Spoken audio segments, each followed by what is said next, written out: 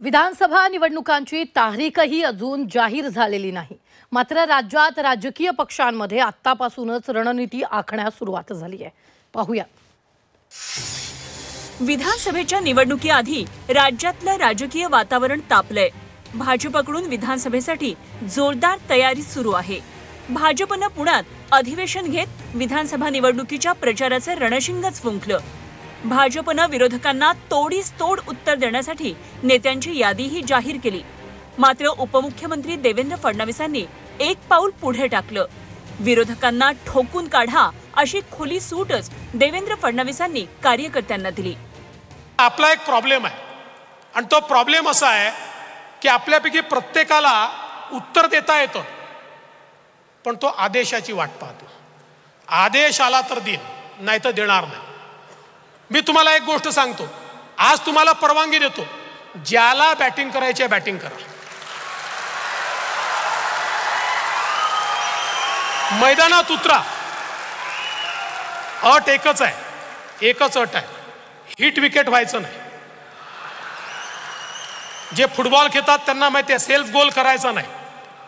काही लोक बोलायला उतरले की समोरच्यावर बोलायच्या ऐवजी आपल्यावरच बोलून जातात। म्हणजे असं काही बोलतात की 4 दिवस त्याचीच उत्तरं द्यावी लागतात। तेवढं सोडून करा, बाकी आदेश विचारू नका। मैदानात उतरा, ठोकून काढा। ठोकून काढा या फडणवीसांच्या वक्तव्यावरून आता विरोधकही आक्रमक झालेत। शिवसेना ठाकरे गटाचे खासदार संजय राऊतांनी फडणवीसांचा चांगलाच समाचार घेतलाय।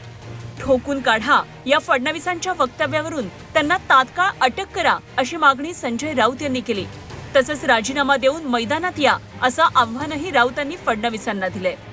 महाराष्ट्र ही भाषा सहन करणार नाही। अमित शहांची पुण्यातली भाषा आणि देवेंद्र फडणवीस आणि गृहमंत्री म्हणून केलेली भाषा, महाविकास आघाडीच्या लोकांना ठोकून काढा म्हणजे काय?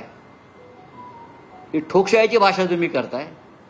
गृहमंत्री राजीनामा द्या, अमित शहानी आणि देवेंद्र फडणवीस यांनी गृहमंत्रीपदाचा राजीनामा द्यावा आणि भाषा करून दाखवावी ठोकशाहीची। मग ठोकशाही काय आहे हे महाराष्ट्र तुम्हाला दाखवेल। पण यानंतर पण अमित शहा महाराष्ट्रात, एक लक्षात घ्या, मग तुम्हाला दाखवेल। हे ईडी सीबीआयचे कमरेला हत्यारं लावून आमच्या अंगावर येऊ नका। तुमच्या दम असेल ना, ईडी सीबीआय पोलीस बाजूला ठेवा आणि या, मग आम्ही बघतो महाराष्ट्र काय आहे। लोकसभा निकालात भाजपचं संख्याबळ घटलं होतं, त्यामुळे विधानसभेत मोठ्या भावाची भूमिका बजावण्यासाठी भाजपनं कंबर कसलीये। राज्यातली बदललेली राजकीय परिस्थिती, लोकसभेतला धक्कादायक निकाल, त्यामुळे विधानसभा निवडणुकीत जास्तीत जास्त जागा जिंकण्याचं आव्हान भाजपच्या नेतृत्वापुढे आहे आणि विधानसभेच्या लढाईसाठी आक्रमकपणेच रणांगणात उतरणार याचे संकेतच फडणवीसांनी दिलेत। ब्युरो रिपोर्ट, झी 24 तास।